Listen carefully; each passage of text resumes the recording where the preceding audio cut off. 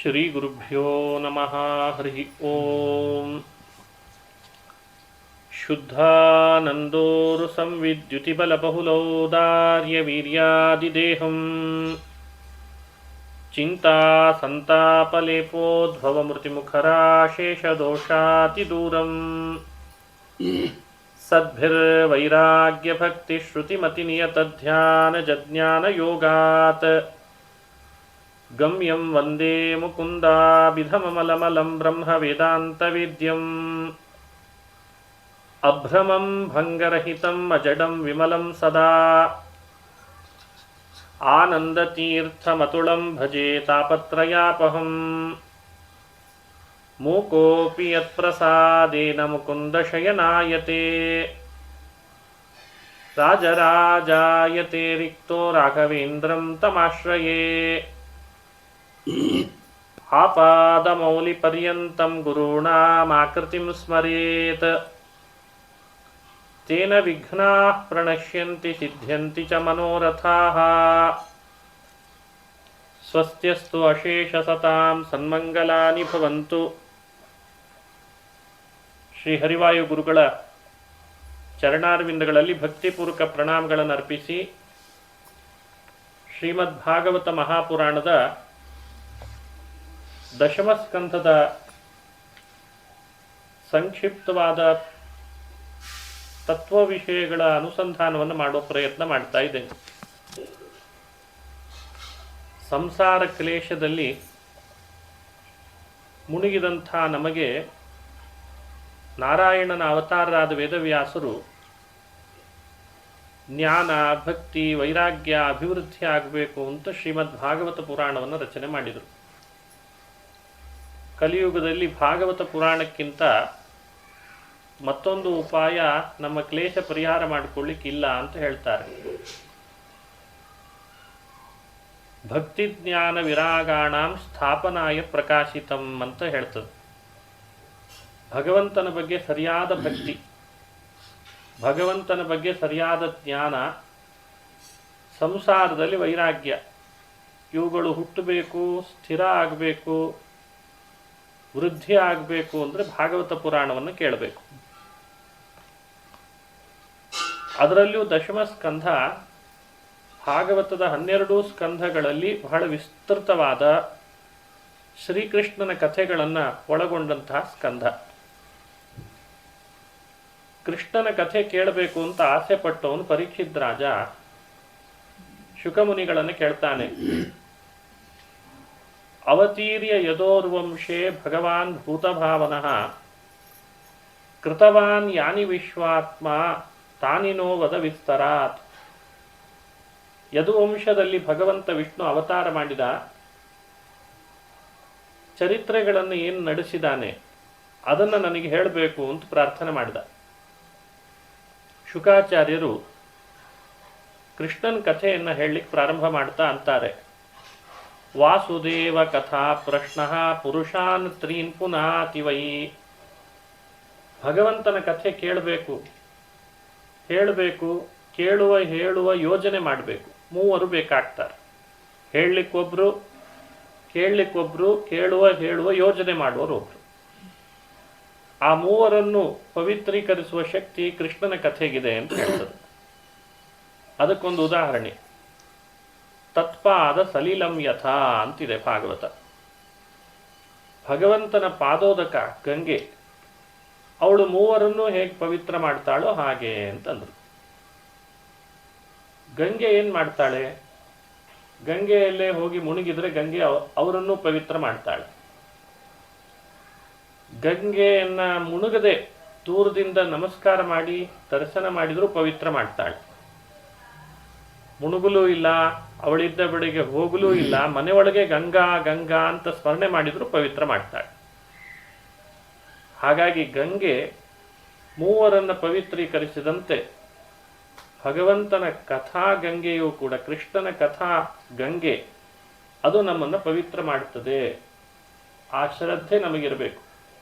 ಕೃಷ್ಣನ ಕಥೆ ಕೇಳುವಾಗ ಹೇಳುವಾಗ ಗಂಗೆಯಲ್ಲಿ ಸ್ನಾನ ಮಾಡುವಾಗ ಯಾವ ಶ್ರದ್ಧೆ ಇಟ್ಟುಕೊಂಡಿರ್ತೇವೋ ಆ ಶ್ರದ್ಧೆ ಕೃಷ್ಣನ ಕಥೆ ಕೇಳುವಾಗಲೂ ಇರಬೇಕು.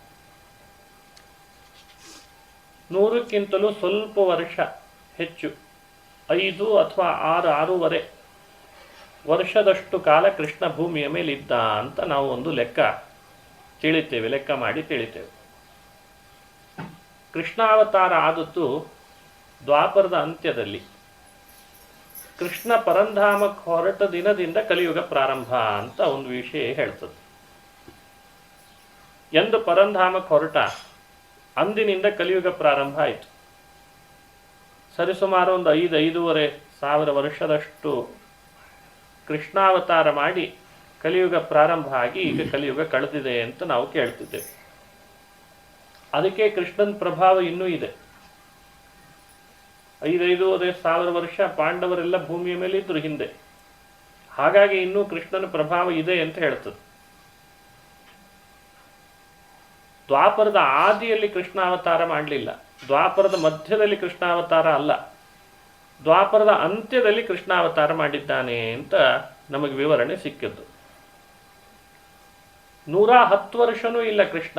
110 ವರ್ಷದ ಒಳಗೆ 7 ವರ್ಷ ಮಾತ್ರ, 106.5 ವರ್ಷ ಮಾತ್ರ ಕೃಷ್ಣ ಭೂಮಿಯ ಮೇಲೆ ಇದ್ದಾನೆ.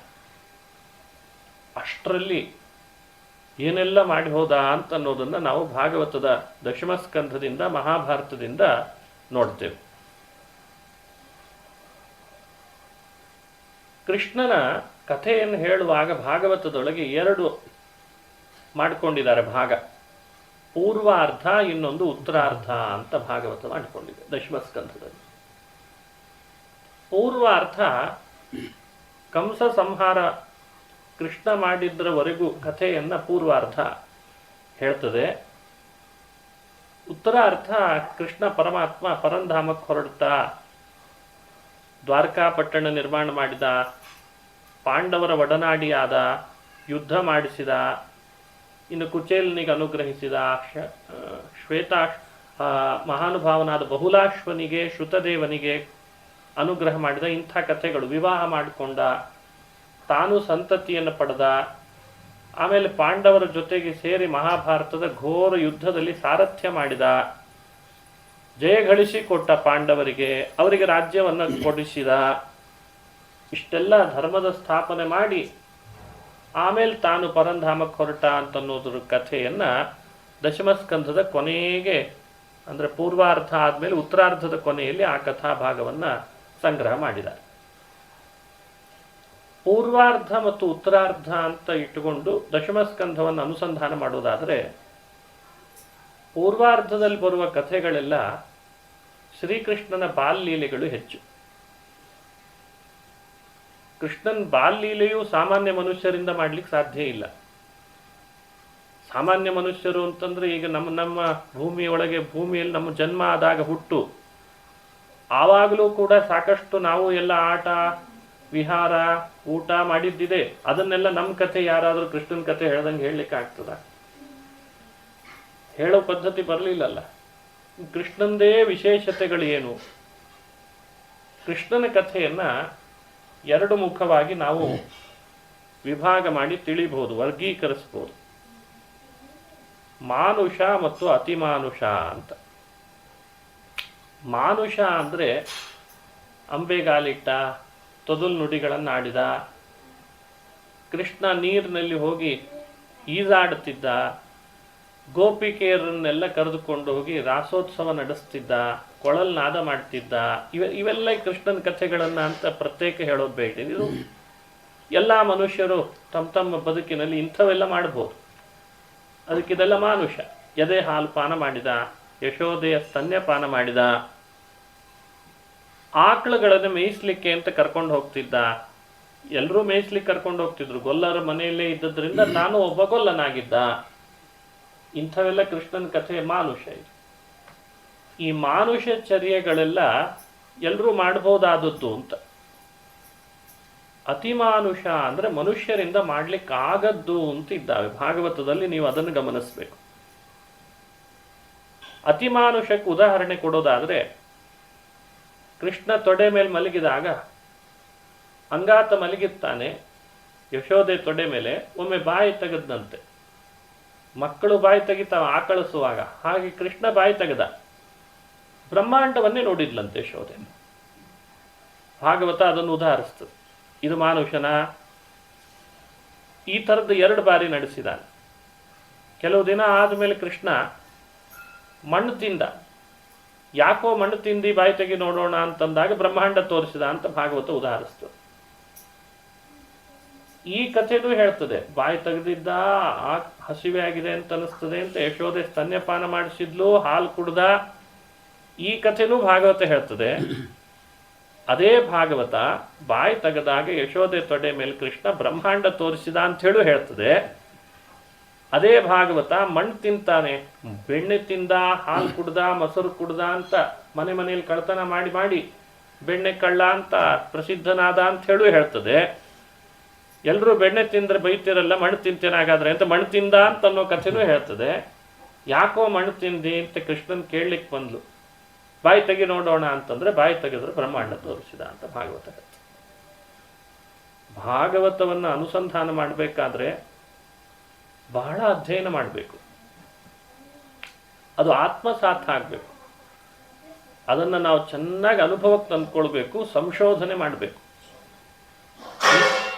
ವಿಚಿಕಿತ್ಸಕ ಬುದ್ಧಿ, ಜಿಜ್ಞಾಸುವಾಗಿ ಸಂಶೋಧನೆ ಮಾಡಬೇಕು. ಏನು ಹೇಳಲಿಕ್ಕೆ ಹೊರಟಿದೆ ಇದು? ಒಬ್ಬ ವ್ಯಕ್ತಿಯ ಕ್ಯಾರೆಕ್ಟರನ್ನು, ಒಬ್ಬ ವ್ಯಕ್ತಿಯ ಚರಿತ್ರೆಯನ್ನು ಇಷ್ಟು ಸಾವಿರಾರು ಲಕ್ಷ ಭಕ್ತರು ನಿರಂತರವಾಗಿ ಓದಬೇಕು ಅಂತಂದ್ರೆ ಏನು ಹೇಳಲಿಕ್ಕೆ ಹೊರಟಿದೆ ಇಲ್ಲಿ? ಒಬ್ಬ ವ್ಯಕ್ತಿಯ ಜೀವನಾಧಾರಿತ ಚರಿತ್ರೆಗಳ ಪುಸ್ತಕಗಳು ಎಷ್ಟು ಬಂದಿಲ್ಲ ಇವತ್ತು, ಪಬ್ಲಿಕೇಶನ್ ಎಷ್ಟಾಗಿಲ್ಲ. ಯಾರಾದರೂ ಕೇಳುವ ಪದ್ಧತಿ ಇಟ್ಕೊಂಡ್ರ ಅದನ್ನ? ಅವನು ಹೆಂಗೆ ಬಟ್ಟೆ ಹಾಕೋತಿದ್ದ, ಅವ ಎಲ್ಲಿ ಸ್ನಾನ ಮಾಡ್ತಿದ್ದ, ಅವ ಎಲ್ಲಿ ಉಣ್ತಿದ್ದ, ಇದು ಬರಲಿಲ್ಲಲ್ಲ ಬೇರೆಯವ್ರ ಕಥೆ ಕೇಳುವಂತೆ ಲೋಕದಲ್ಲೆಲ್ಲೂ. ಈ ಕೃಷ್ಣನ್ ಕಥೆನೇ ಹೀಗೆ ಮಾಡಲಿಕ್ಕೆ ಏನೋ ಒಂದು ಕಾರಣ ಇರಬೇಕಲ್ಲ. ಬಹಳ ಅದ್ಭುತ. ಅದಕ್ಕೆ ಹೇಳಿದ್ದಿದ್ದನ್ನು ಅತಿಮಾನುಷ. ಮಾನುಷ ಚರ್ಯೆಗಳು ಸಾಂಪ್ರದಾಯಿಕ ಶಿಷ್ಟರ ಮನೆಗಳಲ್ಲಿ ಯಾರೋ ಒಬ್ಬ ವ್ಯಕ್ತಿ ಮಾಡ್ತಾನೆ ಅಂತಂದ್ರೆ ಅದನ್ನು ಹೇಳ್ಕೊಂಡು ಬರೋ ಪದ್ಧತಿ ಬರಲಿಲ್ಲ. ಅತಿಮಾನುಷ ಆದ್ರಿಂದಲೇನೆ ಈ ಮಹಾನುಭಾವನ ಕಥೆ ಮನೆಗಳಲ್ಲಿ ಅವಶ್ಯ ಧ್ಯೇಯ ಆಯಿತು, ಚಿಂತನೀಯ ಆಯಿತು, ಮನನೀಯ ಆಯಿತು, ಭಜನೀಯ ಆಗಿಬಿಡ್ತು. ಹಾವಿನ ಮೇಲೆ ತುಳಿದ, ಒಂದು ಕೈಯಲ್ಲಿ ಹಾವಿನ ಬಾಲವನ್ನೇ ಕೈಯಲ್ಲಿ ಹಿಡ್ಕೊಂಡು ಕುಣಿತಾ ಇದ್ದ, ಕಾಳಿಂಗ ಮರ್ದನ ಮಾಡಿದ. ಇದೆಲ್ಲ ಮಾನುಷ ಚರಿತ್ರೆ ಅನಿಸ್ತದ? ಬೆಟ್ಟವನ್ನೇ ಒಂದು ಕೈಯಲ್ಲಿ ಕೃಷ್ಣ ಎತ್ತಿ ಹಿಡ್ದ, ಎಲ್ಲ ಗೊಲ್ಲ ಬಾಲಕರನ್ನ ಅದ್ರ ಕೆಳಗಡೆಯಲ್ಲಿ ಬರ್ರಿ ರಕ್ಷಣೆ ನಾನು ಮಾಡ್ತೇನೆ ನಿಮ್ಮನ್ನ ಅಂತ 7 ರಾತ್ರಿ, ಒಂದಲ್ಲ ಎರಡಲ್ಲ 7 ರಾತ್ರಿ ಕಳೆಯುವವರೆಗೂ ಕೃಷ್ಣ ಅಲ್ಲಿ ಅವರಿಗೆ ರಕ್ಷಣೆ ಕೊಟ್ಟಿದ್ದಾನೆ ಅಂದ್ರೆ ಇದು ಮಾನುಷನ? ಶಿವವರ ಪಾರ್ವತಿವರದಿಂದ ಶಕಟಾಸುರ, ತೃಣಾವರ್ತ ಮುಂತಾದವರು ಬಂದರು, ಅವರನ್ನು ಕೊಂದ ಕೃಷ್ಣ ಅಂತ ಆ ವಯಸ್ಸಿನಲ್ಲಿ ಪೂತನೆಯನ್ನು ಕೊಂದಾಗ ಕೃಷ್ಣನಿಗೆ 10 ದಿನ ಕಳೆದಿರಲಿಲ್ಲಂತೆ ಅವನು ಹುಟ್ಟಿ. ಕೆಲವೇ ದಿನಗಳಲ್ಲಿ ಕೃಷ್ಣನ ಕಥೆಯಲ್ಲಿ ಬರ್ತದೆ, ನಂದಗೋಪ ವಾಸ್ತವಿಕವಾಗಿ ಕಪ್ಪ ಕಾಣಿಕೆ ಕೊಡಬೇಕು ಕಂಸನಿಗೆ ಅಂತ ತುಂಬು ಗರ್ಭಿಣಿಯಾದರೂ ಯಶೋದೆಯನ್ನು ಕರ್ಕೊಂಡೇ ಹೊರಟಿದ್ದಂತೆ ನಂದಗೋಕುಲದಿಂದ. ತುಂಬು ಗರ್ಭಿಣಿ ಅವಳನ್ನೂ ಕರೆದುಕೊಂಡೇ ಹೊರಟಿದ್ದ ಮಥುರಾ ಪಟ್ಟಣಕ್ಕೆ. ಏನು ಅನಿವಾರ್ಯ, ಯಾಕಂದ್ರೆ ಕಂಸ ಏನು ಬೇಕಾದ್ರೂ ಮಾಡಿಬಿಡ್ತಾನೆ ಅಂತ. ಅದು ಕಪ್ಪ ಒಪ್ಪಿಸ್ಲಿಕ್ಕೆ ಹೊರಟದ್ದು. ವಾಸ್ತವಿಕ ಕಥೆ ಇದು. ಆಗ ಅವಳಿಗೆ ನೋವು ಬಂದಿದೆ, ಉದರ ಗರ್ಭ ನೋವು ಬಂದಿದೆ. ಗೋಕುಲದಿಂದ ಆಚೆ ಬಂದಾಗಿದೆ, ಯಶೋದೆಗೆ ನೋವಾಗಿದೆ. ಈಗ ಪುನಃ ಗೋಕುಲದ ಊರೊಳಗೆ ಹೋಗೋಣ, ಹಳ್ಳಿ ಒಳಗೆ ಹೋಗೋಣ ಅಂದ್ರೆ ಅವಳಿಗೆ ನೋವು ಬಂದ್ಬಿಟ್ಟಿದೆ, ಹಾಗಾಗಿ ಒಳಗೆ ಹೋಗ್ಲಿಕ್ಕೆ ಅವಕಾಶ ಇಲ್ಲ. ಮಥುರಾ ಪಟ್ಟಣ ತಲುಪೋಣ ಅಂದ್ರೆ ಅದು ದೂರ ಇದೆ, ಅಲ್ಲಿಗೆ ಹೋಗ್ಲಿಕ್ಕಿಲ್ಲ. ಏನು ಮಾಡಬೇಕು? ಅದಕ್ಕೆ ನಂದಗೋಪ ಯಮುನಾ ನದಿಯ ದಡದ ಹತ್ರನೇ ಒಂದು ಕುಟೀರ ಹಾಕ್ಸಿದ್ನಂತೆ, ಕೃತ್ರಿಮ ಕುಟೀರ. ಇವಾಗೆಲ್ಲ ಟ್ರೆಕ್ಕಿಂಗ್ ಹೋಗುವಾಗ ಹಾಕ್ತಾರಲ್ಲ, ಈಗ ಟ್ರೆಕ್ಕಿಂಗ್ ಅಂತ ಹೋಗ್ತಾರೆ, ಅಲ್ಲಲ್ಲೇ ಒಂದು ಕುಟೀರ ಮಾಡ್ಕೊಳ್ತಾರೆ. ಹಾಗೆ ಕುಟೀರ ಮಾಡಿಸಿದ. ಯಶೋದೆ ಗರ್ಭಿಣಿಯಾಗಿದ್ದಾಳಲ್ಲ, ಅವಳಿಗೆ ಗರ್ಭವೇದನೆ ಬಂತು ಅಂತಂದು ಜೊತೆಗಾರರಲ್ಲಿದ್ದ ಹೆಣ್ಮಕ್ಕಳಿಗೆ ಹೇಳಿಸಿ ಅಲ್ಲೇ ಅವಳ ಗರ್ಭಕ್ಕೆ ಉಪಚಾರ ಮಾಡಿಸಿ ಮಗು ಅಲ್ಲೇ ಹಡೆದಿದ್ದಾಳೆ. ಇಷ್ಟು ವಿಷಯ ಯಾಕೆ ಹೇಳ್ತು ಅಂದ್ರೆ ಪುರಾಣ, ನಂದಗೋಪ ಆ ಮಗುವನ್ನು ಹಡೆದ ಮೇಲೆ ಅಲ್ಲಿ ಹುಟ್ಟಿದ್ದ ಹೆಣ್ಣು ಕೂಸು. ಆಶ್ಚರ್ಯದ ಸಂಗತಿ, ಶ್ರೀಕೃಷ್ಣ ಪರಮಾತ್ಮನು ಅವತಾರ ಮಾಡಿದ್ದ ಕಾರಾಗೃಹದಲ್ಲಿ. ಅವನನ್ನು ಕರೆದುಕೊಂಡು ಬಂದು ವಸುದೇವ ಗೋಕುಲದ ಊರೊಳಗೆ ಹೋಗಲಿಲ್ಲ. ಅದಕ್ಕೆ ನದಿ ದಾಟಿದಾನೆ. ನದಿ ದಾಟಿ ದಡದಲ್ಲೇ ಕುಟೀರ ಇದ್ದದ್ದಕ್ಕೆ ದಡದಲ್ಲೇ ಕೃಷ್ಣನನ್ನ ಕೊಟ್ಟು ದಡದಿಂದಲೇನೆ ಇಸ್ಕೊಂಡು ಹೋಗ್ಬಿಟ್ಟಿದ್ದಾನೆ ಹೆಣ್ಕೂಸನ್ನ. ಇದು ಸಂಗತಿ ನೋಡಿ. ಈ ಸಂಗತಿಯನ್ನು ಹೇಳುವಾಗ, ಕಥೆಯನ್ನು ಹೇಳುವಾಗ ಭಾಗವತ ಹರಿವಂಶದಲ್ಲಿ ಸುಸ್ಪಷ್ಟವಾಗಿದೆ. ಹಾಗಾಗಿ ಗೋಕುಲದ ಒಳಗೆ ಹೋಗಲಿಲ್ಲ ವಸುದೇವ. ಯಶೋದೆಯ ಮಡಿಲಿನಲ್ಲಿ ಮಲಗಿದ ನಂದಗೋಪನ ಮಗಳನ್ನ, ಅಂದರೆ ದುರ್ಗೆ ಅವಳನ್ನು ಕರ್ಕೊಂಡು ಹೋಗಿದ್ದ. ಸರಿ ಅಂತ ಈಗೇನಾಗಿದೆ, ಗರ್ಭಿಣಿ ಸ್ತ್ರೀ ಪಾಪ ಮಗುನ ಹಡ್ದಾಯ್ತು. ಇವಳು ಕರ್ಕೊಂಡ್ಲು ಕೃಷ್ಣನನ್ನ, ವಸುದೇವ ಕರ್ಕೊಂಡು ಹೋಗಿದ್ದ. ಕೆಲವು ದಿನ ಕಳೆದಿದೆ ಅಷ್ಟೇ, ಬಹಳ ದಿನ ಆಗಿಲ್ಲ. ಅಷ್ಟರಲ್ಲಿ ಸಭೆ ಮಾಡಿದ ಕಂಸ. ಸಭೆ ಮಾಡಿ ದುರ್ಗೆ ಹೇಳಿದಾಳೆ, ನನಗೆ ಇಲ್ಲೇ ಎಲ್ಲೋ ಹುಟ್ಟಿದಾನೆ ನನ್ನ ಶತ್ರು, ಈಗಲೇ ಕೊಂದು ಬಾ ನೀನು ಅಂತ ಪೂತನೆಗೆ ಹೇಳಿ ಕಳಿಸಿದ. ಆ ಪೂತನೆ ಅವಳು ಕಷ್ಟನೇ ಪಡೋ ಪ್ರಸಂಗ ಬರಲಿಲ್ಲ. ಯಾಕೆಂದ್ರೆ ಮಥುರಾ ಪಟ್ಟಣದಿಂದ ಯಮುನಾ ನದಿ ದಾಟಿದಾಳೆ. ಯಶೋದೆ ಎಲ್ಲಿ ಸಿಕ್ಕಿದಾಳೆ ಅಂದ್ರೆ ದಡದ ಹತ್ರನೇ ಸಿಕ್ಕಿದಾಳೆ. ಅಲ್ಲೇ ಕೃಷ್ಣ ಇದ್ದಾನೆ. ಊರೊಳಗೆ ಹೋಗಿದ್ರೆ ಇನ್ನಿಷ್ಟು ಅನಾಹುತ ಆಗ್ತಿತ್ತು ಪೂತನೆಗೆ. ಸ್ವಲ್ಪ ಹೋದ್ಲಷ್ಟೇ, ದಡದಲ್ಲೇ ಯಶೋದೆ ಸಿಕ್ಬಿಟ್ಲು. ಅವಳನ್ನ ಕೃಷ್ಣ ಕೊಂದ ಅಂದ್ರೆ ಊರೊಳಗೆ ಕೊಲ್ಲಿಲ್ಲ ಪೂತನೆಯನ್ನ. ಊರು ಹೊರಗೆ ನಂದಗೋಪ ಬಿಡಾರ ಹೂಡಿದ್ದ ಆದ್ರಿಂದ ಪೂತನೆಯನ್ನ ನದಿ ದಡದಲ್ಲಿ ಊರ ಹೊರಗೆ ಕೊಂದ್ಬಿಟ್ಟಿದ್ದಾನ. ಇದೆಲ್ಲ ಕಥೆಗಳನ್ನ ವಿಸ್ತಾರವಾಗಿ ನಾವು ಹರಿವಂಶ ನೋಡಿ ತಿಳಿದುಕೊಳ್ಬೇಕು. ಯಾಕೆ ಹೇಳಿದೆ, ಅಂಥ ಪೂತನೆಯ ಸಂಹಾರ ಮಾಡಿದ ಕೃಷ್ಣನಿಗೆ ಮಾನುಷ ಶಕ್ತಿ ಅಂತ ಹೇಳಲಿಕ್ಕಾಗ್ತದ? ಕೆಲವು ದಿನಗಳಲ್ಲಿ ಯಾವುದಾದ್ರೂ ಒಂದು ಮಗು ಪೂತನೆದಂಥ ಬಾಲಗ್ರಹವನ್ನು ಕೊಂದದ ಕಥೆ ಇದೆನಾ ಲೋಕದಲ್ಲಿ? ಆ ಬಾಲಗ್ರಹದ ಸಂಹಾರ ಮಾಡಿದ ಇದು ಅತಿ ಮಾನುಷನೋ? ಹಾಗ ಅನುಸಂಧಾನ ಮಾಡಬೇಕು. ಇಂಥ ಎಷ್ಟೋ ರಾಕ್ಷಸರ ಸಂಹಾರದ ಕಥೆ ಇರಲಿ. ಕೃಷ್ಣ ತನ್ನ ಬಾಲ್ಯಲೀಲೆಗಳನ್ನು ತೋರಿಸೋದು, ಅಲ್ಲಿ ಹಾಲು ಮೊಸರು ಬೆಣ್ಣೆಗಳನ್ನು ಕದಿಯೋದು ಅದು ಮುಖ್ಯ ಆಗಿರಲಿಲ್ಲ. ಅದರ ಹಿಂದೆ ಒರಳು ಕಲ್ಲಿ ಕಟ್ಟಿಸ್ಕೊಂಡ, 2 ಮರವನ್ನ ತನ್ನ ಅಂಗಗಳ ಸ್ಪರ್ಶ ಮಾಡಿಸಿ ಅದನ್ನು ಕೆಳಗೆ ಬೀಳಿಸಿದ. ಒಳಗಿದ್ದಂಥ ಇಬ್ಬರು, ನಲಕೂಬರ ಮತ್ತು ಮಣಿಗ್ರೀವ ಅಂತ ಇಬ್ಬರನ್ನ, ನಲಕೂಬರ ಅಂತ ಒಬ್ಬ, ಇನ್ನೊಬ್ಬ ಮಣಿಗ್ರೀವ ಅಂತ ಇನ್ನೊಬ್ಬ, ಅವನು ಕುಬೇರನ ಮಕ್ಕಳು, ಅವರಿಂದ ಸ್ತೋತ್ರ ಮಾಡಿಸ್ಕೊಂಡು ಅವರಿಗೆ ಶಾಪ ಮುಕ್ತಿ ಮಾಡಿ ದೇವಲೋಕ ಕಳಿಸಿದ ಅಂತ ಭಾಗವತ ಹೇಳ್ತದೆ. ಇದು ಮಾನುಷನ ಅತಿ ಮಾನುಷನ? ಪೂತನೆ ಆಯ್ತು, ನಲಕೂಬರ ಮಣಿಗ್ರೀವರಾಯ್ತು. ಹಾಗಾಗಿ ಇಂಥ ಘಟನೆಗಳನ್ನ ಅತಿಮಾನುಷ ಅಂತ ಹೇಳಬೇಕಾಗ್ತದೆ. ಭಾಗವತ ಎರಡನ್ನೂ ಹೆಣಿತದೆ. ಕೆಲವು ಕಥೆಗಳನ್ನು ಮಾನುಷವನ್ನೂ ಹೇಳ್ತದೆ, ಕೆಲವು ಕಥೆಯನ್ನ ಅತಿಮಾನುಷ ಹೇಳ್ತದೆ.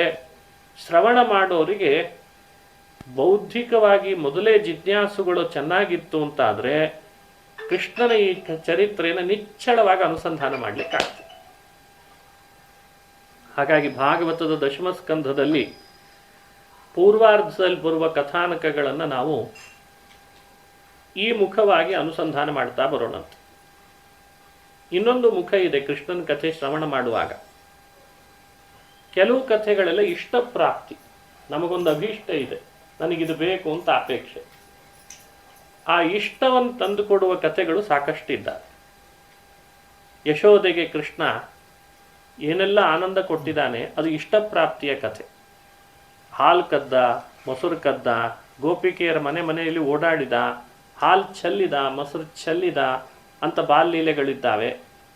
ಅದೆಲ್ಲ ಶ್ರವಣ ಮಾಡಿದರೆ ಇಷ್ಟಪ್ರಾಪ್ತಿ ಆಗ್ತದೆ. ಅಭೀಷ್ಟ ಪ್ರಾಪಕ ಕಥೆಗಳು. ಬಕನನ್ನು ಕೊಂದ, ವತ್ಸನನ್ನು ಕೊಂದ, ಧೇನುಕನನ್ನು ಸಂಹಾರ ಮಾಡಿಸಿದ, ಶಕಟನನ್ನು ಸಂಹಾರ ಮಾಡಿದ, ಈ ಕಥೆಗಳೆಲ್ಲ ನಮ್ಮ ಬದುಕಿನಲ್ಲಿ ಬರೋ ಅನಿಷ್ಟಗಳನ್ನು ದೂರ ಮಾಡ್ತಾವೆ ಅಂತ ಅನುಸಂಧಾನ ಮಾಡಬೇಕು. ಕೃಷ್ಣ ಯಾರನ್ನೆಲ್ಲ ಕೊಂದಿದ್ದಾನೆ ಅದು ಅನಿಷ್ಟ ಪರಿಹಾರಕ ಕಥೆಗಳು.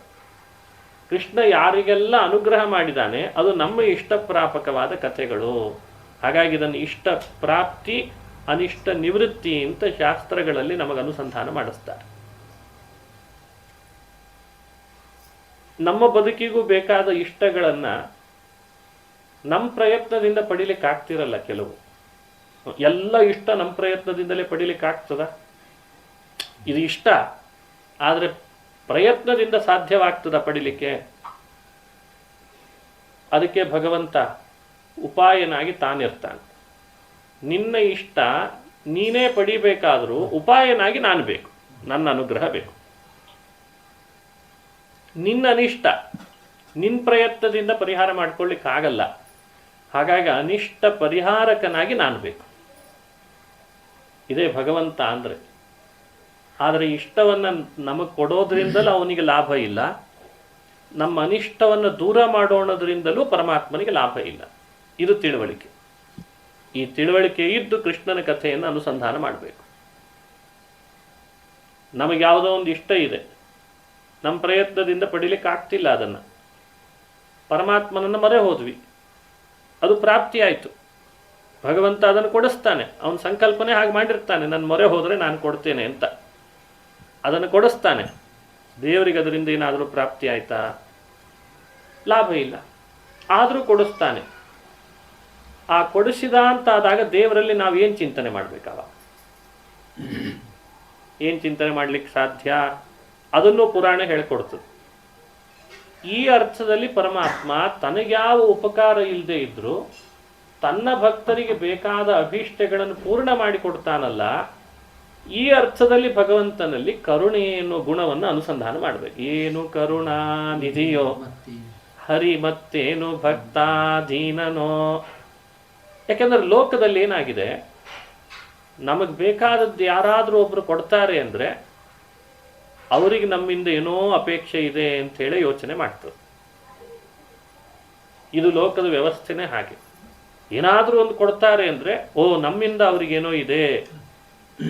ಏನೂ ಬಯಸದೇನು ನಮಗೆ ಬೇಕಾದದ್ದನ್ನು ಕೊಡುವ ಉಪಾಯ ದೇವರಾಗ್ತಾನೆ ಅಂದರೆ ಅವನ ಕರುಣೆ ಅಲ್ಲದೆ ಮತ್ತಿನ್ನೇನು ಹೇಳಲಿಕ್ಕೆ ಸಾಧ್ಯ? ಈ ಕರುಣೆ ಚಿಂತನೆ ಮಾಡುವುದು ಭಾಗವತದಲ್ಲಿ ಬಹಳ ಮುಖ್ಯ. ಭಗವಂತನ ಕರುಣಾಸಾಗರತೆ, ಧೀರೋದಾತ್ತ ಗುಣಗಳಲ್ಲಿ ನಾಯಕನಲ್ಲಿ ಅತ್ಯಂತ ಮುಖ್ಯವಾದ ಇದೊಂದು ಗುಣ. ಕೃಷ್ಣ ಎಂಥ ನಾಯಕ, ಅಪಾರ ಕರುಣೆ ಅಂತವನು. ಒಂದು ಬಿಡಿಗಾಸು ನಮ್ಮಿಂದ ಬಯಸಲ್ಲ, ಏನೇನೇನೇನೂ ಬಯಸಲ್ಲ.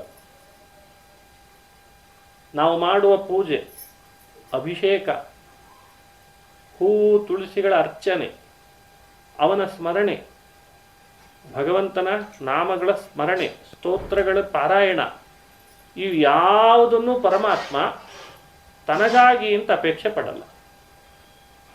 ಅದರಲ್ಲೆಲ್ಲ ಪೂರ್ಣ ಆತ. ಇದೇ ದೇವರು ಅಂದರೆ.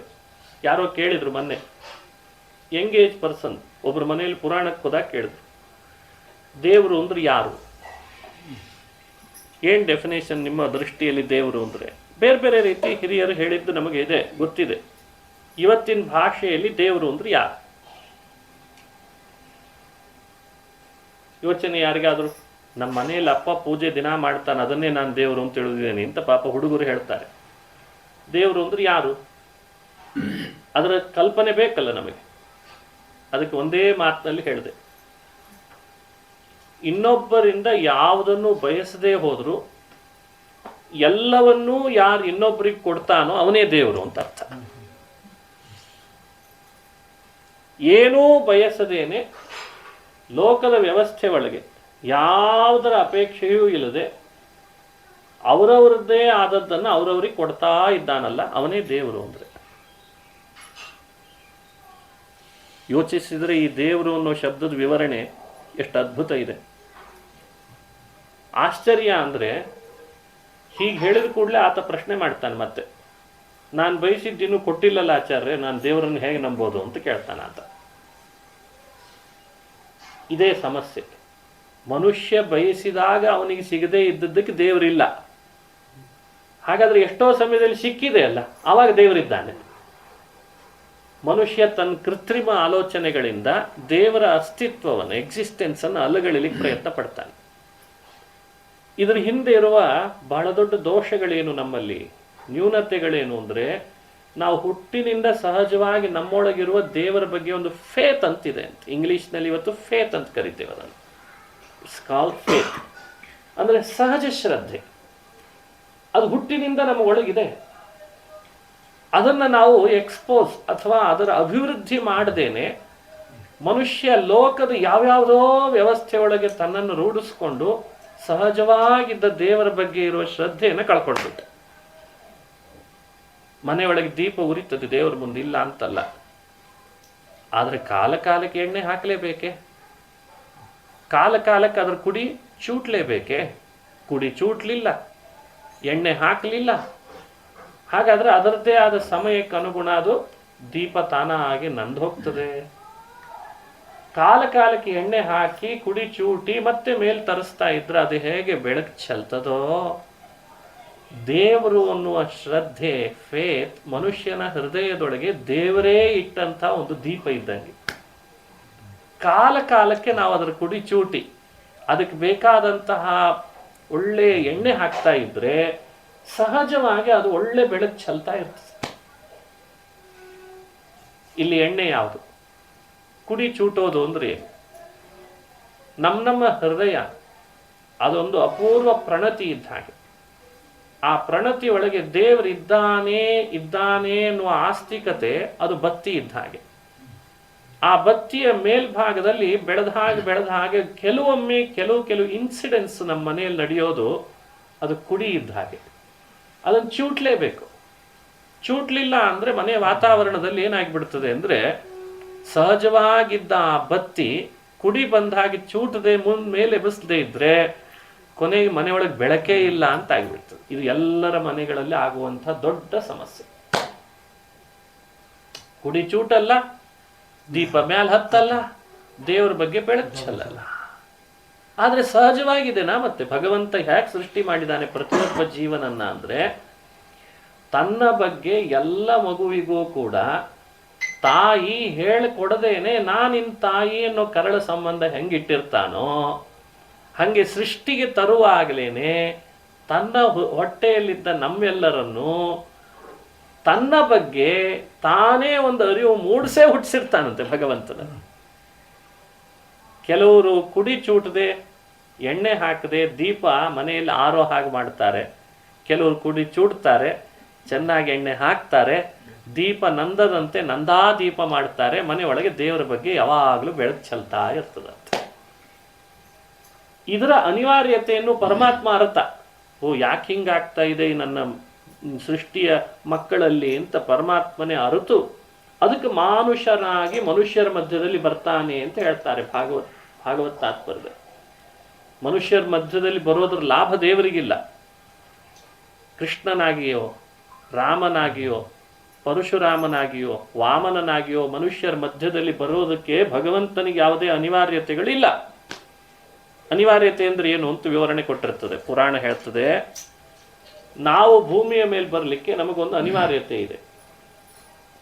ಏನು ಅನಿವಾರ್ಯತೆ ಅಂದ್ರೆ, ಈಗ ನಾವು ಯಾವುದೋ ಒಂದು ಊರಿಗೆ ಹೋಗಿ ಒಂದು ಕಂಪನಿಯಲ್ಲಿ ಕೆಲಸ ಮಾಡ್ತೇವೆ ಅಂದ್ರೆ ನಮಗೆ ಅನಿವಾರ್ಯತೆ ಇದೆ ಅಂತಾರೋ ಇಲ್ಲ. ಅರ್ನಿಂಗ್, ನಮಗೆ ಅರ್ನಿಂಗ್ ಬೇಕಿದೆ, ನಮ್ಮದೇ ಆದಂಥ ಪದವಿ ಬೇಕಿದೆ, ಅದರದ್ದೇ ಆದ ಪ್ರಶಸ್ತಿ, ಇದೆಲ್ಲ ಅನಿವಾರ್ಯತೆ ಅಂತ ಅರ್ಥ. ಹಾಗೆ ನಾವು ಭೂಮಿಗೆ ಬರಲಿಕ್ಕೆ ನಮಗೇನು ಅನಿವಾರ್ಯತೆ ಅಂತ ನೋಡಿ. ಇಲ್ಲಿದ್ದವನು ಒಂದು ಕಡೆ ಹೋಗಿ ಕೆಲಸ ಮಾಡಬೇಕಾದ್ರೆ ಒಂದು ಅನಿವಾರ್ಯತೆ ಅಂತೀವಿ. ಭೂಮಿಗೆ ನಾವು ಬರ್ಲಿಕ್ಕೆ ಏನು ಅನಿವಾರ್ಯತೆ? ಏನಾದರೂ ಅನಿವಾರ್ಯತೆ ಅದ ಅಂತ ಅನ್ಬೇಕು ಅಥವಾ ಬೇಡ ಅನ್ಬೇಕು? ಚರ್ಚೆ ಯಾರಾದರೂ ಮಾಡಿದ್ವಿ ಇದಕ್ಕೆ? ಶಾಸ್ತ್ರಗಳು ಹೇಳ್ತು, ನಾವು ನೀವು ಭೂಮಿಗೆ ಬರಲಿಕ್ಕೆ ಅದರ ಹಿಂದಿರುವ ಅನಿವಾರ್ಯತೆ ಕರ್ಮ ಅಂತ ಹೆಸರಿಟ್ರು ಅದಕ್ಕೆ. ಈಗ ನಾನು ಅನಿವಾರ್ಯತೆ ಅಂತ ಕನ್ನಡದ ಶಬ್ದ ಆಡಿದ್ರೆ ಬೇಗ ಅರ್ಥ ಆಗ್ತದೆ. ಕರ್ಮ ಅಂದ್ರೆ ಸ್ವಲ್ಪ ಎಲ್ಲರಿಗೆ ಸಮಸ್ಯೆ ಆಗ್ಲಿಕ್ಕೆ ಶುರು ಆಗ್ತದೆ. ಅದ್ರ ಹೆಸರು ಕೇಳಿದ ಕೂಡಲೇ ಕೆಲವರು ಗೊಂದಲ ಮಾಡ್ಲಿಕ್ಕೆ ಶುರು ಮಾಡ್ತಾರೆ. ಅದೇನು ಕರ್ಮ, ಅದೇನಿದು ಅಂದ್ರೆ. ವಾಸ್ತವಿಕವಾಗಿ ಅದರ ಅನಿವಾರ್ಯತೆ ಅಂತ ಹೆಸರು ಅದಕ್ಕೆ. ವಾಸ್ತವಿಕ ಅದರ ಹೆಸರೇ ಅನಿವಾರ್ಯ ಅಂತ. ಒಂದು ಕರ್ಮ ಅಂತಿದೆ, ಅದನ್ನು ನಾವು ಅನುಭವಿಸಬೇಕು. ಕರ್ಮ ಅನ್ನೋ ಶಬ್ದ ಆಡದೆ ಅನಿವಾರ್ಯ ಅಂತ ಇಷ್ಟು ಹೇಳಿಬಿಟ್ರೆ ಬೇಗ ಅರ್ಥ ಆಗ್ತದೆ. ಅದಕ್ಕೆ ಕೃಷ್ಣ ಅದು ಅನಿವಾರ್ಯ ಅಂತ ಹೇಳ್ತಾನೆ, ಅಪರಿಹಾರ್ಯ ಅಂತ ವ್ಯವಸ್ಥೆಯನ್ನು ಹೇಳ್ತಾನೆ. ಅದು ತಸ್ಮಾದಪರಿಹಾರ್ಯರ್ಥೆ ನತ್ವಂ ಶೋಚಿತುಮರ್ಹಸಿ.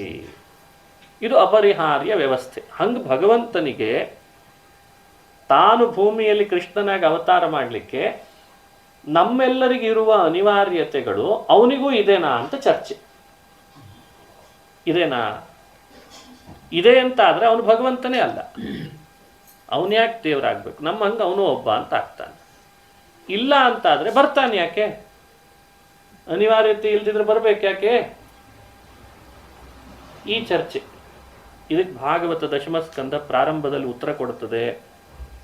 ಆ ವಿಷಯವನ್ನು ಚರ್ಚೆ ಮಾಡಿ ನೋಡು, ಭಗವಂತ ಇಲ್ಲಿ ಬರಲಿಕ್ಕೆ ತನಗ್ಯಾವ ಅನಿವಾರ್ಯತೆಗಳು ಇಲ್ಲದೆ ಹೋದರೂ ಭೂಮಿಯಲ್ಲಿರುವ ಭೂಮಿಗೆ, ಭೂಮಿಯ ಸಜ್ಜನರಿಗೆ, ದೇವತೆಗಳಿಗೆ ಬೇಕು ಅನ್ನೋ ಕಾರಣಕ್ಕಾಗಿ ಮಾತ್ರ ಬಂದಾನೆ, ತನಗಾಗಿ ಬರಲೇ ಇಲ್ಲ ಆತ ಅಂತ ವಿವರಣೆ ಕೊಟ್ಟು ಆ ಭಗವಂತನ ಕಾರುಣ್ಯವನ್ನು ಮತ್ತೆ ಚಿಂತನೆ ಮಾಡಿಸ್ತದೆ ಭಾಗವತ. ಇದು ಕಾರುಣ್ಯ ಅಲ್ವೇ ಅಂತ ಕೇಳ್ತಾರೆ. ಅನಿವಾರ್ಯತೆ ತನಗಿಲ್ಲದೆ ಇದ್ರೂ ಬರ್ತಾನೆ. ಯಾರಿಗಿತ್ತು ಹಾಗಾದರೆ ಅನಿವಾರ್ಯತೆ? ಭೂಮಿಗಿತ್ತು. ಭೂಮಿ ಅಸುರರ ಬಾಧೆಯಿಂದ ನಲಗುತ್ತಾಳೆ. ಭಾರತ ದೇಶದ ತೀರ್ಥಕ್ಷೇತ್ರಗಳನ್ನು ನೋಡ್ತೇವೆ.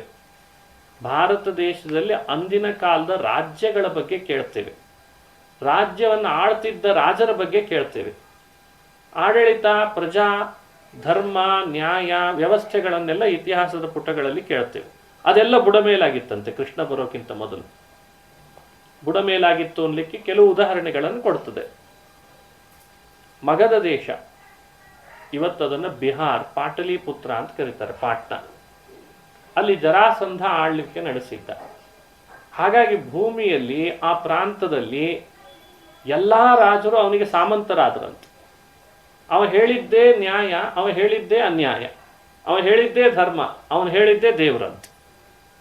ಆಡಳಿತ ಬುಡಮೇಲಾಯಿತು, ಧರ್ಮ ವ್ಯತ್ಯಾಸ ಆಯಿತು, ಸಜ್ಜನರಿಗೆ ನಾಶ ಶುರುವಾಯಿತು, ಆತಂಕ ಶುರುವಾಯಿತು. ಅವನ ಆಡಳಿತ ಆಗಿತ್ತು ಜರಾಸಂಧಂತು.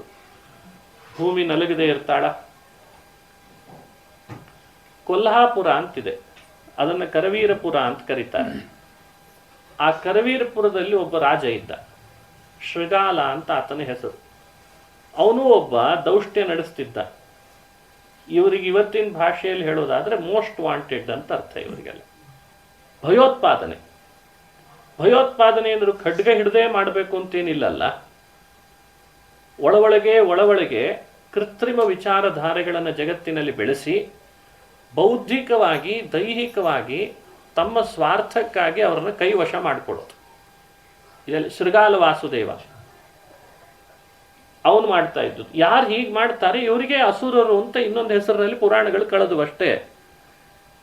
ಮೊನ್ನೆ ಎಲ್ಲೋ ಒಂದ್ ಕಡೆ ದಾಳಿ ಆಯ್ತಲ್ಲ ಈಗ ನಮ್ಮ ದೇಶದೊಳಗೆ, ಅವರನ್ನೇ ಇದಕ್ಕಿಂತ 100 ಪಟ್ಟಿದ್ರಂತೆ. ಇವಾಗೇನಿದ್ದಾರೆ ಇದಕ್ಕಿಂತ ಬಲಶಾಲಿಗಳು ಅವರು. ಎಷ್ಟು ಬಲಶಾಲಿಗಳು ಅಂದ್ರೆ ಅವರು ತಪಸ್ಸು ಮಾಡಿ ಶಿವನನ್ನೋ ಬ್ರಹ್ಮನನ್ನೋ ವರ ಪಡ್ಕೊಂಡಿರ್ತಿದ್ರಂತೆ. ಹಿಂಗಾಗಿ ಅವರಿಗೆ ಮಿಸೈಲ್ಸ್ ಅನ್ನು ಇನ್ನೊಂದು ದೇಶದಿಂದ ಪರ್ಚೇಸ್ ಮಾಡುವ ಅವಶ್ಯಕತೆ ಬರಲೇ ಇಲ್ಲ. ಯಾಕಂದ್ರೆ ಅವರು ದೇವಲೋಕದಿಂದ ವರ ಪಡ್ಕೊಂಡ್ಬಿಟ್ರಲ್ಲ. ಹಿಂಗೆ ಕಾಶಿಯಲ್ಲಿ ಒಬ್ಬ ಇದ್ದ, ಪೌಂಡ್ರಕ ಅಂತ ಆತನ ಹೆಸರು. ಅವನ ಪೌಂಡ್ರಕ ವಾಸುದೇವ ಅಂತ. ಆತನೂ ಕೂಡ ಇದೇ ಥರದ ಒಬ್ಬ ಆತಂಕವಾದಿ. ವೇನ ಅಂತ ಅವನ ಹಿಂದಿನ ಜನ್ಮ. ಹಿಂಗೆ ಬಿಹಾರದಲ್ಲಿ ಜರಾಸಂಧ, ವಿಪ್ರಚಿತ್ತಿ, ಕಾಶಿಯಲ್ಲಿ ಪೌಂಡ್ರಕ, ಕರವೀರಪುರದಲ್ಲಿ, ಕೊಲ್ಹಾಪುರದಲ್ಲಿ ಶೃಗಾಲ. ಇನ್ನು ಉತ್ತರ ಪ್ರದೇಶ, ಇವತ್ತೇನು ಮಥುರಾ ಪಟ್ಟಣ ಇದೆ, ಅಲ್ಲಿ ಕಂಸ.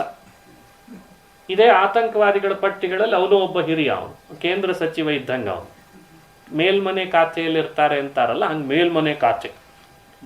ಅವನ ಕೈ ಕೆಳಗೆ ಪೂತನ, ಶಕಟ, ತೃಣಾವರ್ತ, ವತ್ಸ, ಧೇನುಕ ಇವರೆಲ್ಲ ಪಂಚಾಯತ್ ಸದಸ್ಯರಷ್ಟೇ. ಅವರು ಜಿಲ್ಲಾ ಮಟ್ಟದಲ್ಲಿ ಅಧ್ಯಕ್ಷರ, ತಾಲೂಕು ಮಟ್ಟದ ಅಧ್ಯಕ್ಷರು ಅಂತ ಆಗಿರ್ತಾರಲ್ಲ, ಆ ಥರದವ್ರು ಅವರೆಲ್ಲ. ಕಂಸ ಆಡಳಿತ ನಡೆಸಬೇಕು. ಅವನ ರಾಜ್ಯದ ಕೆಳಗಿನ ಸಣ್ಣ ಸಣ್ಣ ಅಧಿಕಾರಗಳನ್ನೆಲ್ಲ ಯಾರು ಹೊತ್ತಿರ್ಬೇಕಂತೆ? ಇವ್ರು ಹೊತ್ತಿರ್ಬೇಕು. ಎಲ್ಲಿ ನಾಶ ಮಾಡಬೇಕು, ಯಾರನ್ನು ಕೊಲ್ಲಬೇಕು, ಯಾರನ್ನು ಎಬ್ಬಿಸ್ಬೇಕು, ಎತ್ತಿ ಕಟ್ಟಬೇಕು, ಯಾರ್ದನ್ನು ಕಬ್ಜಾ ಮಾಡಬೇಕು, ಎಲ್ಲ ಇವ್ರು ಮಾಡ್ಕೊಂಡು ಬರ್ತಿದ್ರಂತೆ ಕೈ ಕೆಳಗೆ. ರಾಜ ಎಲ್ಲ ಕಂಸ. ಭೂಮಿಗೆ ಏನಾಗದೇ ಇರ್ತದೆ ಇಂಥ ಆಡಳಿತ ಕೊಟ್ಟರೆ? ಇಡೀ ಭಾರತದ ಕೇಂದ್ರ ಸ್ಥಾನ ಅವತ್ತು ಹಸ್ತಿನಾವತಿ ಆಗಿದ್ದಂತೆ. ಹಸ್ತಿನಾವತಿಯ ರಾಜನಾದವನು ಧೃತರಾಷ್ಟ್ರ. ಧೃತರಾಷ್ಟ್ರನ ಮಗನಾಗಿ ಹುಟ್ಟಿದವನಿದ್ದಾನಲ್ಲ ದುರ್ಯೋಧನ, ಅವನು ಈ ಕಲಿಯುಗದ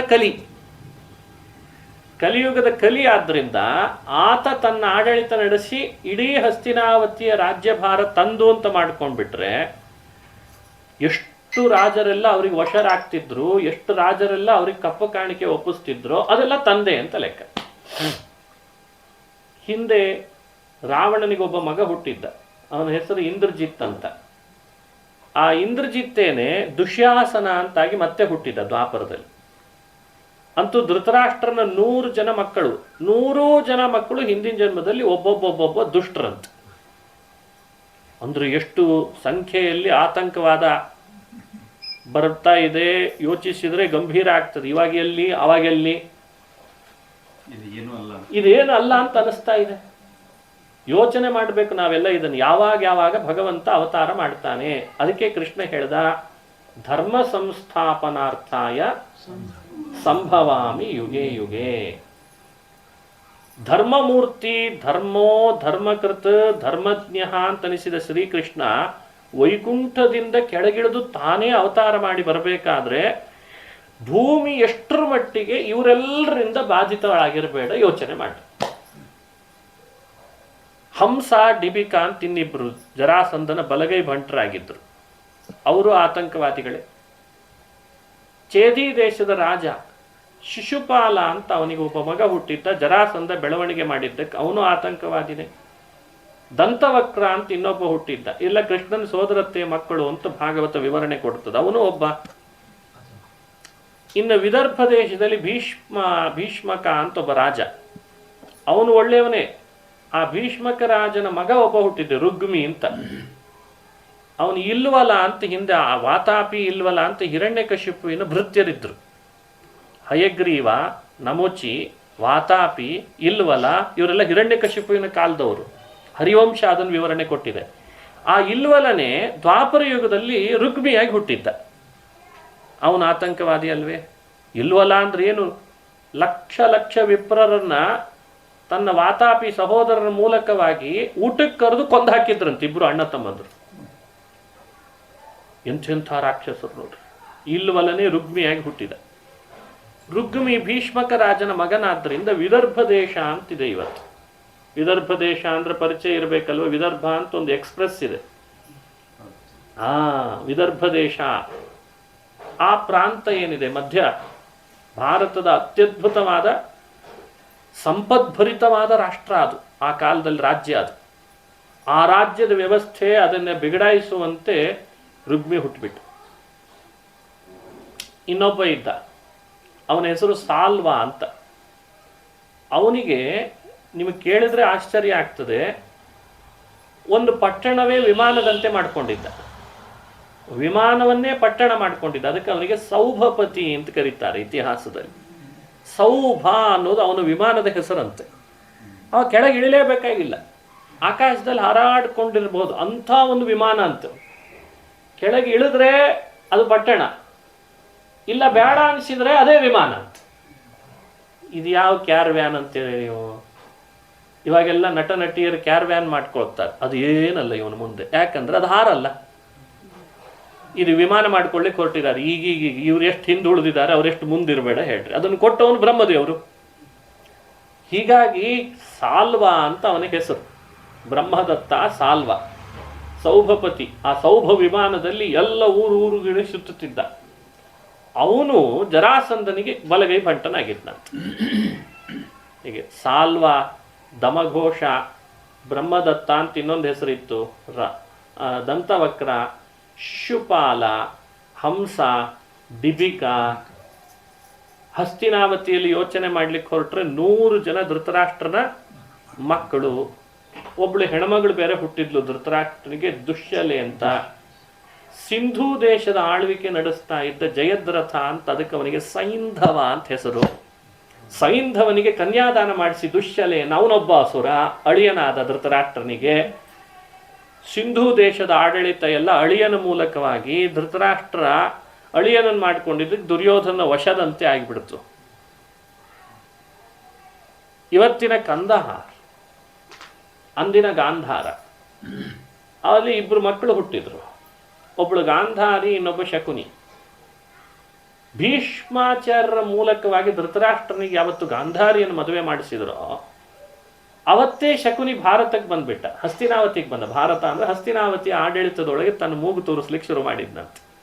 ಯಾಕಂದ್ರೆ ಕಣ್ಣಿಲ್ಲದ ಧೃತರಾಷ್ಟ್ರ ನನ್ನ ಸಹೋದರಿ ಗಾಂಧಾರಿಯನ್ನೇ ಹಸ್ತಿನಾವತಿಗೆ ಕೊಟ್ಟ ಮೇಲೆ ನನ್ನ ಸಹೋದರಿಯಲ್ಲಿ ಹುಟ್ಟುವ ನನ್ನ ಅಳಿಯಂದ್ರೆಲ್ಲ ನನ್ನ ವಶರಾಗಿರಬೇಕು ಅಂತ ಸೋದರ ಮಾವ ನಾನೇ ಆಗ್ತೇನೆ, ಆಡಳಿತ ಎಲ್ಲ ನಂದೇ ಬರ್ತದೆ ಅಂತ ಶಕುನಿ ಅಲ್ಲಿದ ಬಂದ. ಶಕುನಿ ಯಾರು? ಹಿಂದಿನ ಜನ್ಮದಲ್ಲಿ ದ್ವಾಪರ ಅಂತ ಅವನ ಹೆಸರು. ದ್ವಾಪರ ಅನ್ನೋ ಹೆಸರಿನ ಅಸುರ ಮುಖಂಡ ಆತ. ಅವನ ಸ್ವಭಾವ ಏನು? ನಾಸ್ತಿಕ್ಯ ರೂಪ ಶಕುನಿ ಅಂತ ಭಗವತ್ಪಾದರ ತಾತ್ಪರ್ಯದಲ್ಲಿ ಹೇಳ್ತಾರೆ. ನಾಸ್ತಿಕ್ಯ, ಲೋಕದಲ್ಲಿ ಆಸ್ತಿಕತೆ ಹೆಸರಿನಲ್ಲಿ ನಾಸ್ತಿಕ್ಯವನ್ನ ಪ್ರಸಿದ್ಧಿಗೆ ತರೋದಂತ. ಇದೆಲ್ಲ ಶಕುನಿ ದಾಳದಿಂದ, ಮಾತಿನಿಂದ, ಕೃತಿಯಿಂದ ಎಲ್ಲೂ ಲೋಕದಲ್ಲಿ ನಿಮಗೆ ಗೊತ್ತಾಗದೇ ಇರೋ ಹಾಗೆ ಒಂದು ವಿಚಿತ್ರ ಟೆರರಿಸಮ್ನ ಮುಖಂಡನಾದವನು ಶಕುನಿ ಅಂತ ಆ ಕಾಲದಲ್ಲಿ. ಇದ್ಯಾವುದೂ ನಿಮಗೆ ಅಧ್ಯಯನ ಇಲ್ಲದೇನೆ ಅರ್ಥನೇ ಆಗ್ಲಿಕ್ಕೆ ಸಾಧ್ಯ ಇಲ್ಲ. ಕೃಷ್ಣನ ಕಥೆ ಹೇಳ್ರಿ ಅಂದ್ರೆ, ಕೃಷ್ಣ ಎಷ್ಟು ಚಂದಿದ್ದ, ಬೆಣ್ಣೆ ಕದೀತಿದ್ದ, ಮೋಡಗಳಷ್ಟು ದಟ್ಟವಾದ ನೀಳವಾದ ಮೈಬಣ್ಣ ಕೃಷ್ಣಂದು, ಗುಂಗುರು ಕೂದಲುಗಳಿತ್ತು. ಈ ಥರ ಕೃಷ್ಣನ ಕಥೆಯನ್ನು ವರ್ಣನೆ ಮಾಡ್ಕೊಂಡು ಹೋಗೋದು ಬೇರೆ, ಕೃಷ್ಣ ಯಾಕೆ ಬಂದ ಅಂತನ್ಲಿಕ್ಕೆ ವಿವರಣೆ ಕೊಡೋದು ಬೇರೆ. ಇದನ್ನು ಭಗವತ್ಪಾದರು ಹೇಳ್ತಾರೆ. ಇಡೀ ಭಾರತ ದೇಶದ, ಅಖಂಡ ಭಾರತ ದೇಶದ ವ್ಯವಸ್ಥೆ ಒಳಗೆ ಆ ರಾಜ್ಯಗಳನ್ನು ಬುದ್ಧಿಪೂರ್ವಕವಾಗಿ ದೇವಾಸುರರ ಯುದ್ಧದೊಳಗೆ ಯಾವೆಲ್ಲ ಅಸುರರು ಸೋತು ಸುಣ್ಣಾದರೋ ಆ ರಾಜ್ಯದ ರಾಜಕುಮಾರರಾಗಿ ಅವರು ಹುಟ್ಟಿ ಬ್ರಹ್ಮವರ ಶಿವವರದಿಂದ ಅವಧ್ಯರಾಗಿ ರಾಜ್ಯದ ಆಡಳಿತವನ್ನು ತಮ್ಮ ಕೈಗೆ ತಗೊಂಡು ನಾನೇ ರಾಜನಾಗಬೇಕು ಅಂತ ರಾಜ್ಯ ತಮ್ಮ ಆಡಳಿತ ಕೈಗೆ ಬಂತು ಅಂದ ಕೂಡಲೇ ಅಧರ್ಮ, ದೇವದ್ವೇಷ, ಧರ್ಮದ್ವೇಷ, ಗೋದ್ವೇಷ, ವೇದದ್ವೇಷ, ಹಿಂಸೆ, ಸ್ವಾರ್ಥ ಇವುಗಳನ್ನು ಮೆರೆಯುವಂತೆ ಎಲ್ಲ ಕಡೆಯಲ್ಲಿ ಪ್ರೇರಣೆ ಮಾಡ್ತಾ ಇದ್ರು. ಇದು ಆ ಕಾಲದಲ್ಲಿ ನಡೆದು. ಅದಕ್ಕೆ ನಾ ಕೆಲವ್ರದನ್ನು ಮಾತ್ರ ನಮಗೆ ವಿವರಣೆಗೆ ಸಿಗಲಿ ಅಂತ ಹೆಸರನ್ನು ಉದಾಹರಿಸಿದೆ ಅಷ್ಟೆ. ಇಷ್ಟು ಆಡಳಿತದೊಳಗೆ ಯಂತ್ರ ಕುಸಿದು ಬಿದ್ದಿದೆ ಅಂದಾಗ ಭೂದೇವಿ ಗೋರೂಪಳಾಗಿ ಕ್ಷೀರ ಸಮುದ್ರದ ದಡಕ್ಕೆ ಬಂದು ಭಗವಂತನನ್ನು ಪ್ರಾರ್ಥನೆ ಮಾಡ್ತಾಳೆ. ಕೃಷ್ಣ, ಸ್ವಾಮಿ ನಾರಾಯಣ, ನೀನೇ ಅವತಾರ ಮಾಡಬೇಕು ಅಂತ ಅವಳು ಪ್ರಾರ್ಥನೆ. ಬ್ರಹ್ಮದೇವರು ಸ್ತೋತ್ರ ಮಾಡ್ತಾರೆ, ರುದ್ರದೇವರು ಸ್ತೋತ್ರ ಮಾಡ್ತಾರೆ, ಇಂದ್ರಾದಿ ದೇವತೆಗಳು ಸ್ತೋತ್ರ ಮಾಡ್ತಾರೆ. ಕ್ಷೀರ ಸಮುದ್ರ ಶಯನನಾದ ಕರುಣಾವಾರಿಧಿ, ಭಕ್ತಾಪರಾಧ ಸಹಿಷ್ಣು, ಭಕ್ತವತ್ಸಲ, ಶರಣಾಗತ ರಕ್ಷಕ ಬ್ರಹ್ಮದೇವರಿಗೆ ಹೇಳಿದ. ಪುರುಷ ಸೂಕ್ತದಿಂದ ಬ್ರಹ್ಮ ಸ್ತೋತ್ರ ಮಾಡಿದ ಅಂತ ಭಾಗವತದಲ್ಲಿದೆ. ಪುರುಷಂ ಪುರುಷ ಸೂಕ್ತೇನ ಉಪತಸ್ಥೆ ಪಿತಾಮಹ ಅಂತ ದಶಮಸ್ಕಂಧದ ಮಾತು. ಪುರುಷ ಸೂಕ್ತದಿಂದ ಬ್ರಹ್ಮದೇವರು ಪಿತಾಮಹ ಪುರುಷ ಸೂಕ್ತೇನ ಉಪತಸ್ಥೆ, ಪುರುಷ ಸೂಕ್ತವನ್ನು ಹೇಳಿ ಸ್ತೋತ್ರ ಮಾಡಿದ್ದಾರೆ, ಧ್ಯಾನ ಮಾಡಿದ್ದಾರೆ ಭಗವಂತನ. ಆಗ ಭಗವಂತ ಹೇಳ್ದ, ನಾನು ಅವತಾರ ಮಾಡ್ತೇನೆ, ದೇವತೆಗಳು ಅವತಾರ ಮಾಡಲಿ, ಲೋಕದೊಳಗೆ ಭೂಮಿಯ ಎಲ್ಲಾ ದೈತ್ಯರು ಒಟ್ಟು ಸೇರೋ ಹಾಗಾಗಲಿ, ಘೋರವಾದ ಯುದ್ಧ ಮಾಡಿದರೆ ಮಾಡಲಿ, ಅವರ ಶಕ್ತಿ ಏನು ಅಂತ ನನಗೆ ಅರ್ಥ ಆಗಿದೆ, ಅವರೆಲ್ಲರನ್ನು ಇಲ್ಲ ಅಂತ ಅನಿಸಿ ಪುನಃ ಧರ್ಮಸ್ಥಾಪನೆ ಮಾಡಿ ಬರ್ತೇನೆ ಅಂತ ಆಶ್ವಾಸನೆ ಕೊಟ್ಟನಂತೆ. ಇದು ಭಗವಂತನ ಕಾರುಣ್ಯ ನೋಡಿ. ಮೊದಲು ದೇವಲೋಕದೊಳಗೆ ದೈತ್ಯರು ದಾಳಿ ಮಾಡಿ ಯುದ್ಧ ಮಾಡಿದಾಗ ಸೋಲು ಅನುಭವಿಸಿದ್ದಕ್ಕೆ ಸೇಡು ತೀರಿಸ್ಕೊಳ್ಳಿಕ್ಕೆ ಭೂಮಿ ಮೇಲೆ ಬಂದ್ರಂತ ಅಸುರರೆಲ್ಲ. ಇದು ಯಾರಿಗೆ ಗೊತ್ತಿದೆ ಇತಿಹಾಸಗಳು ಸರಿಯಾಗಿ? ಇದೆಲ್ಲ ಭಾಗವತ, ಮಹಾಭಾರತ, ಹರಿವಂಶ ಹೇಳ್ತದೆ ಇಷ್ಟು ವಿವರಣೆಯನ್ನು. ಇದೆಲ್ಲ ಹಿಂದಿನ ಕಥೆಗಳು. ರಾವಣ ಸುಮ್ಮನಿರಲಿಲ್ಲ, ಆತ ಅವನೇ ಶಿಶುಪಾಲನಾಗಿ ಹುಟ್ಟುಬಿಟ್ಟ. ಹಿಂದಿನ ಜನ್ಮದ ಕುಂಭಕರ್ಣ ಅವನೇನು ಸುಮ್ಮನಿರಲಿಲ್ಲ, ಅವನೇ ದಂತವಕ್ರನಾಗಿ ಹುಟ್ಟುಬಿಟ್ಟ. ಅವರೆಲ್ಲ ಬಂದಿದ್ದಾರೆ, ಮರುಕಳಿಸಿದ್ದಾರೆ. ಅದಕ್ಕೆ ಭಗವಂತನ ನಾನೂ ಬರ್ತೀನಿ, ದೇವತೆಗಳೂ ಬರಲಿ, ಅಸುರರು ಈಗಾಗಲೇ ಬಂದಿದ್ದಾರೆ, ಮುಂದೂ ಬರ್ಲಿಕ್ಕಿದ್ದಾರೆ, ಬರಲಿ, ಹುಟ್ಲಿ, ದೊಡ್ಡ ಯುದ್ಧ ಮಾಡೋಣಂತೆ. ಪ್ರತ್ಯೇಕ ಯುದ್ಧ ಆದರೆ ಪ್ರತ್ಯೇಕ ಯುದ್ಧ ಮಾಡೋಣ. ಒಂದೇ ರಣಾಂಗಣದಲ್ಲಿ ಯುದ್ಧ ಮಾಡಿದ್ರೆ ಒಂದರಲ್ಲೇ ಯುದ್ಧ ಮಾಡೋಣ. ಅಂತೂ ಅಸುರರನ್ನ ನಾಶ ಮಾಡೋಣ, ಧರ್ಮದ ಸ್ಥಾಪನೆ ಮಾಡೋಣ, ಪುನಃ ಸಜ್ಜನರಿಗೆ ಸಾಧನೆಗೆ ಅನುಕೂಲ ಮಾಡಿಕೊಡೋಣ. ಹೀಗೆ ಭಗವಂತ ಬ್ರಹ್ಮದೇವರಿಗೆ ಆಶ್ವಾಸನ ಕೊಟ್ಟು ಬ್ರಹ್ಮನನ್ನ ಮುಂದೆ ಮಾಡಿಕೊಂಡು ದೇವತೆಗಳೆಲ್ಲ ಬಂದವರು ದೇವರ ಮಾತಿನಂತೆ ತಾವು ಹಿಂತಿರುಗಿದ್ರು ಅಂತ ಪುರಾಣದ ಪ್ರಾರಂಭದಲ್ಲಿ ಬರ್ತದೆ. ಪುರುಷ ಸೂಕ್ತದ ಮಹಿಮೆ ಏನು ಅಂತ ಇದರಿಂದ ಅರ್ಥ ಆಗ್ತದೆ. ಪುರುಷ ಸೂಕ್ತ ಅಂದರೆ ಅದು ಸಾಧಾರಣ ಅಲ್ಲ. ದಿನಾ ಮನೆಯಲ್ಲಿ ಅದನ್ನು ಹೇಳೋಣದ್ರಿಂದ ಯಾವೆಲ್ಲ ಕಾರ್ಯಗಳ ಅಡೆತಡೆ ಇರ್ತದೆ ಅದೆಲ್ಲ ದೂರ ಆಗ್ತದಂತೆ. ಕಾರ್ಯಸಿದ್ಧಿಗಾಗಿ ಪುರುಷ ಸೂಕ್ತ ಹೇಳಬೇಕು, ಬರೀ ಪ್ರಾಯಶ್ಚಿತ್ತಕ್ಕಾಗಿ ಅಷ್ಟೇ ಅಲ್ಲ. ಎಂಥೆಂಥ ಕಠಿಣ ಕಾರ್ಯಗಳು ಪುರುಷ ಸೂಕ್ತ ಹೇಳೋದರಿಂದ ಸಿದ್ಧಿ ಆಗಿಬಿಡುತ್ತೆ. ಪುತ್ರೋತ್ಪತ್ತಿ ಆಗಬೇಕು ಅಂದರೆ ಪುರುಷ ಸೂಕ್ತ ಹೇಳಬೇಕು. ಪುತ್ರ ಪ್ರಾಪ್ತಿಗಾಗಿ ಪುರುಷ ಸೂಕ್ತ ಅಂತ ಹೇಳಿದ್ದಾರೆ ಹಿರಿಯರು. ಅಂಥ ಶಕ್ತಿ ಪುರುಷ ಸೂಕ್ತದೊಳಗಿದೆ. ಯಾಕೆ ಅಂದರೆ ಅಲ್ಲಿ ಉತ್ಪತ್ತಿಯನ್ನು ಹೇಳ್ತದೆ. ಚಂದ್ರಮ ಮನಸೋ ಜಾತಃ ಚಕ್ಷೋ ಸೂರ್ಯೋ ಅಜಾಯತ, ಇದೆಲ್ಲ ನೋಡಿ ಜನನವನ್ನು ಸೃಷ್ಟಿಯನ್ನು ಹೇಳ್ತದೆ. ಅದಕ್ಕೆ ಪುರುಷ ಸೂಕ್ತವನ್ನು ದಿನಾ ಮನೆಯಲ್ಲಿ ಪಾರಾಯಣ ಮಾಡೋದರಿಂದ ಸಂತತಿ ವೃದ್ಧಿ ಆಗ್ತದೆ, ತಂತು ವರ್ಧಕ. ಪುರುಷ ಸೂಕ್ತ ದಿನ ಹೇಳೋಣದ್ರಿಂದ ಮನೆಯಲ್ಲಿ ಪಾಪಗಳು ಸಂಘಟನೆ ಆಗಲ್ಲ. ಪಾಪ ಸಂಘಟನೆ ಆದದ್ದಕ್ಕೆ ಪ್ರಾಯಶ್ಚಿತ್ತವೇ ಪುರುಷ ಸೂಕ್ತ. ಒಂದು ಬಾರಿ ಪುರುಷ ಸೂಕ್ತ ಹೇಳಿ ನೀರನ್ನು ಎಲ್ಲ ಕಡೆ ಪ್ರೋಕ್ಷಣೆ ಮಾಡಿದ್ರೆ ಎಲ್ಲ ಥರದ ಕ್ಷುದ್ರ ಶಕ್ತಿಗಳು ದೂರ ಆಗಿಬಿಡ್ತಾರೆ. ಅಂತಹ ಶಕ್ತಿ ಪುರುಷ ಸೂಕ್ತದಲ್ಲಿದೆ. ಯಾಕೆ ಅಂತ ಕೇಳಬಹುದು. ಸಹಸ್ರ ಶೀರ್ಷ ಪುರುಷ ಸಹಸ್ರಾಕ್ಷ ಸಹಸ್ರಪಾತ್ ಅಂದರೆ ನಾರಾಯಣನನ್ನ ಸಾವಿರಾರು ಕಣ್ಣಿನವ, ಸಾವಿರಾರು ಕೈಗಳವ, ಸಾವಿರಾರು ತಲೆ ಇರುವವ, ಸಾವಿರಾರು ಪಾದ ಇರುವವ ಅಂತ ಸ್ತೋತ್ರ ಮಾಡಿ ಸಂಸಾರಿಗಳನ್ನು ನಿಯಂತ್ರಿಸುವವ, ಮುಕ್ತರಾದವರನ್ನು ನಿಯಮನ ಮಾಡುವವ ಅಂತ ಸ್ತೋತ್ರ ಮಾಡಿದ್ರಿಂದ ಪುರುಷ ಸೂಕ್ತ ಎಲ್ಲಾ ಥರದ ಕಾರ್ಯಗಳನ್ನು ಮಾಡಿಕೊಡ್ತಾನೆ ಭಗವಂತ ಅಂತ ಹೇಳಲಿಕ್ಕೆ ಹೊರಟಿದೆ. ಅದಕ್ಕೆ ಅದನ್ನು ದಿನಾ ಪಾರಾಯಣ ಮಾಡಬೇಕು ಪುರುಷ ಸೂಕ್ತ. ಹೀಗೆ ಪುರುಷ ಸೂಕ್ತದ ಪ್ರಭಾವವನ್ನು ತೋರಿಸಿದ್ದಾರೆ. ಆಮೇಲೆ ಬ್ರಹ್ಮದೇವರ ಪ್ರಾರ್ಥನೆಯಂತೆ ಭಗವಂತ ಅವತಾರ ಮಾಡ್ತೀನಿ ಅಂತ ಹೇಳಿದ್ದಕ್ಕೆ ಎಲ್ಲಿ ಅವತಾರ ಮಾಡಬೇಕು ಅಂತ ಜಿಜ್ಞಾಸೆ ಶುರು ಆಯ್ತು. ನಿಮಗೆಲ್ಲ ಹುಟ್ಟಲಿಕ್ಕೆ ಅಂತ ಒಂದು ವ್ಯವಸ್ಥೆ ಇದೆ, ಅದು ಅನಿವಾರ್ಯ ಅಂತ ಹೇಳಿ ಅರ್ಥ. ನಾವು ಅವ್ರ ಮನೆಯಲ್ಲಿ ಹುಟ್ಟೋಣ ಅಂತ ಮನಸ್ಸು ಮಾಡಿರ್ಬೋದು, ಆದ್ರೆ ಹುಟ್ಟಲ್ಲ. ಅಥವಾ ಇವ್ ನಮ್ಮ ಮನೆಯಲ್ಲಿ ಹುಟ್ಟಲಿ ಅಂತ ನೀವ್ರು ಮನಸ್ಸು ಮಾಡಿರ್ಬೋದು, ಆದ್ರೆ ಇವ ಅಲ್ಲಿ ಹುಟ್ಟುತ್ತಾ ಇಲ್ಲ. ಇನ್ನೂ ಅದು ನಿಯಂತ್ರಣಕ್ಕೆ ಬಂದಿಲ್ಲ. AI ಬಂದರೂ ಅದು ಬರಲ್ಲ. AI ಬರ್ಬೋದು, ಫೋಟೋದೊಳಗೆ ಯಾರು ಬೇಕಾದ್ರ ಜೊತೆಯಲ್ಲಿ ಏನು ಬೇಕಾದರೂ ಮಾಡಿದ್ರು ಅಂತ ಫೋಟೋದಲ್ಲಿ ತೋರಿಸ್ಬೋದು. ಆದರೆ ವ್ಯವಸ್ಥಿತವಾದ ಆ ಹುಟ್ಟಿನ ಹಿಂದಿರುವ ಅನಿವಾರ್ಯತೆಗಳು ದೇವರು ಯಾವತ್ತೂ ತನ್ನ ಕೈ ಬಿಟ್ಟು ಬೇರೆಯವರಿಗೆ ಕೊಟ್ಟಿಲ್ಲ. ಅದಕ್ಕೆ ಅನಿವಾರ್ಯ ಅಂದರೆ ಕರ್ಮ. ಅದನ್ನು ಯಾರಿಗೂ ಕೊಡಲಿಲ್ಲ ಆತ. ಅವನಿಲ್ಲೇ ಮಗಳಾಗಬೇಕು, ಇವನಿಲ್ಲೇ ಮಗನಾಗಬೇಕು, ಇವನೇ ಅವನಿಗೆ ಅಪ್ಪ ಆಗಬೇಕು, ಇವಳೇ ಯಜಮಾನ ಆಗಬೇಕು, ಇಲ್ಲೇ ಹೆಂಡತಿ ಆಗಬೇಕು. ಈ ವ್ಯವಸ್ಥೆ ಹಿಂದೆ ಒಂದು ಇದೆಯಲ್ಲ, ಅದನ್ನು ದೇವರು ಯಾರಿಗೂ ಕೊಡಲ್ಲ. ಅದನ್ನೇ ಕರ್ಮ ಅಂತ ಹೆಸರಿಟ್ಟಿದ್ದಾನೆ, ಋಣ ಅಂತ ಹೆಸರಿಟ್ಟಿದ್ದಾರೆ. ಅದು ತನ್ನ ಕೈಯಲ್ಲೇ ಇಟ್ಕೊಂಡಿದ್ದಾನೆ. ಹಾಗಾಗಿ ನಾವು ಎಲ್ಲಿ ಹುಟ್ಟಬೇಕೋ ಇಚ್ಛೆ ಪಟ್ಟು ಹುಟ್ಟಲಿಕ್ಕಾಗಲ್ಲ. ನಾವು ಎಲ್ಲಿ ಹುಟ್ಟಬಾರ್ದೋ ಇಚ್ಛೆ ಪಟ್ಟು ಕೂಡಲೇ ಸಾಯ್ಲಿಕ್ಕೂ ಆಗಲ್ಲ. ಎರಡೂ ನಮ್ಮ ಕೈಯಲ್ಲಿ ಇಲ್ಲ. ಇವತ್ತು ಇವ್ರ ಮನೆಯಲ್ಲಿ ಹುಟ್ಟಿದ್ದೇ ದೊಡ್ಡ ತಪ್ಪಾಗಿಬಿಟ್ಟಿದೆ. ಹೋಗ್ಬಿಡೋಣ, ಹೋಗ್ಲಿಕ್ಕಾಗಲ್ಲ. ಇವ್ರ ಮನೆಯಲ್ಲಿ ಹುಟ್ಟಿದ ತಪ್ಪಾಗ್ಯದೋ ಸರಿಯಾಗ್ಯದೋ ಗೊತ್ತಿಲ್ಲ. ನೀನು ಇವ್ರ ಮನೆಯವನೇ, ಇಲ್ಲೇ ಇರ್ಬೇಕು. ಇದ್ರ ಹಿಂದೆ ಇರುವ ಅಸ್ವಾತಂತ್ರ್ಯ ನಮಗೆ ಕಾಡ್ತದಲ್ಲ. ನಮಗನಿಸ್ಬೋದು ಇಲ್ಲಿ ಯಾಕಾದ್ರೂ ಹುಟ್ಟಿದ್ನೋ ಅಲ್ಲೆಲ್ಲೋ ಹೋಗ್ಬಿಡ್ಬಾರ್ದ ಅಂತ. ಹೀಗೆ ದೇವರಿಗಿದೇನಾ ಅಂತ ಪ್ರಶ್ನೆ. ಹೀಗೆ ದೇವರಿಗಿದೇನಾ?